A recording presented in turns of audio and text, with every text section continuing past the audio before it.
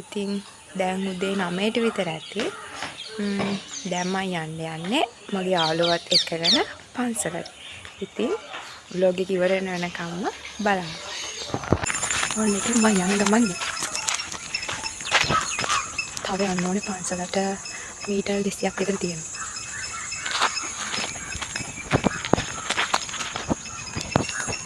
ඉතින් මේ පන්සලට යන ගමන මම බයම තැන තමයි මෙතන ඉන්න බල්ල වංචුවක්.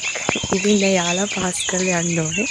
මම දැන් මගට ගිහින් අර මං ඉන්නවා කිව්ව යාළුවට කෝල් එකක් දෙන්න. ඔන්න යාළුවනේ මම අර කිව්ව යාළුවෝ එක්කගෙන යන්නයි ආවේ. අපි අර දැන් කතා කරමු. ආච්චි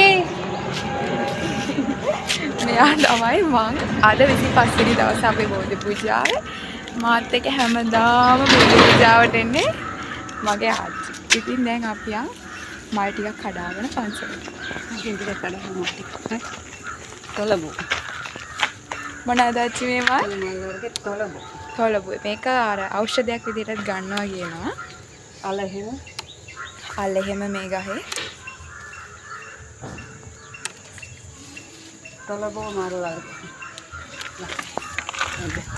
දැන් අපි පාර දිගටම කඩ තමයි අපි දෙන්නේ යන්නේ. දැන් ඔබ YouTube දානවද?